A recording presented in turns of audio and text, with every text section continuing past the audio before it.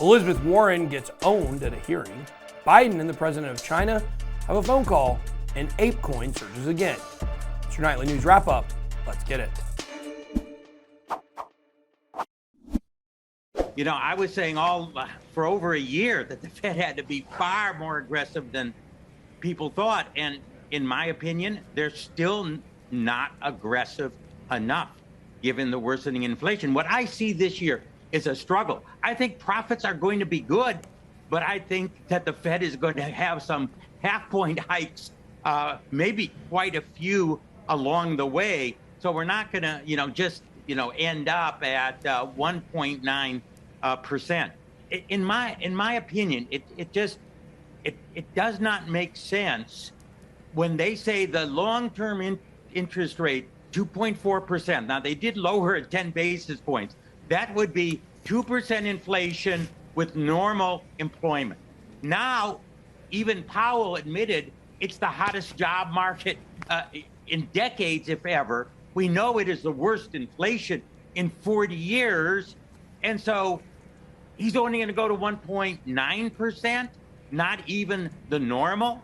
You've got to go over the normal in order to slow down a super hot economy with too great inflation. As the country reacts to the politicians on Capitol Hill hiking up the interest rates for the first time in 3 years, you have to ask, are they doing too much? Or are they not doing enough? Some Americans, especially those in debt, are not at all receptive to Jerome Powell's hawkish approach to incrementally titrating the federal funding rates up 7 times before the year ends. Can you blame them? Your average working class American that's already frustrated at the pump is going to feel this gradual shift in their home mortgages, credit card debt, student loans, etc. Wonder how many people wish they checked the box for fixed rate. A noticeable amount of people think that it's unfair for us to have to pay the government letting inflation get out of control. Understand that the government isn't doing themselves that many favors here. The interest rate hikes are going to make paying back the national debt that much harder.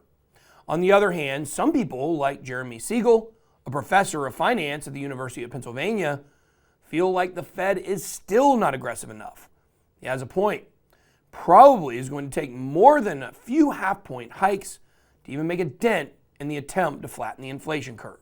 If they raise the interest rate to 1.75% to 2% by the end of the year, the inflation rate's almost 8%, Siegel is right. It's going to take more than that to catch up. Once again, it's obvious to see that the Fed is in a pickle here, because if they hike up the interest rates too fast, it could cause a recession. If they hike up the interest rates too slow, longer periods of inflation could lead to stagflation. For the sake of our future, let's hope they find that Goldilocks middle ground. Does hopping from one blockchain to another, does depositing tokens in a couple of wallets that don't require them to provide identifying information, and does using a mixing service all make it easier for him to hide his money?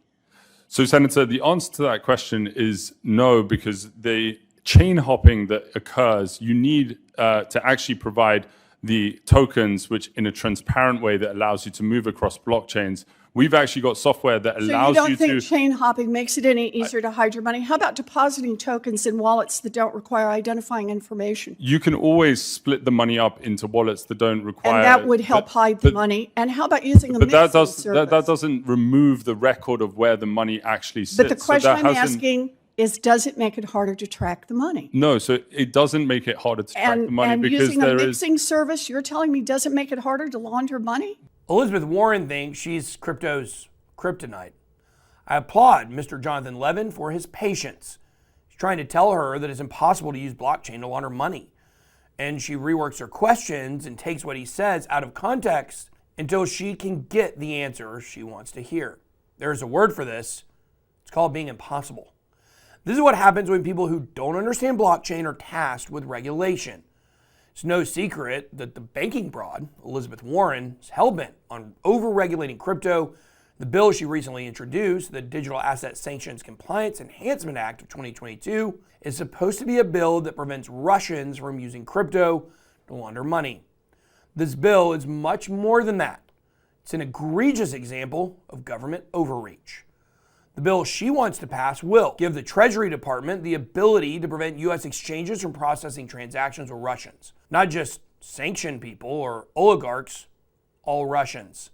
The e-bill would also give the president the ability to implement secondary sanctions to foreign exchanges that have processed transactions for sanctioned bodies.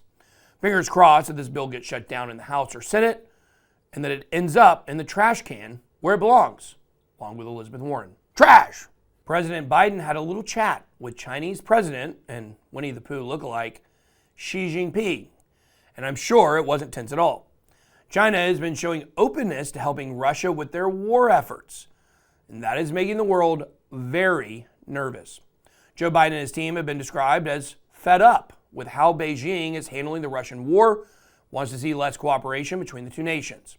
China continues to be mealy-mouthed about what they're doing and how they may or may not be helping Russia circumvent the torrent of sanctions the other world governments are throwing at them. Watch the next few days to see how this pans out for the world stage and hopefully leads to a peaceful end to this war. ApeCoin defies all the odds and pumps despite falling 30% since its launch from $20 all the way down to $6.50. It's recovered to around $12 as of this recording. Will probably continue to slide down in market cap before finding a bottom somewhere around maybe $3. For having a meme coin name, ApeCoin is no Shiba Inu.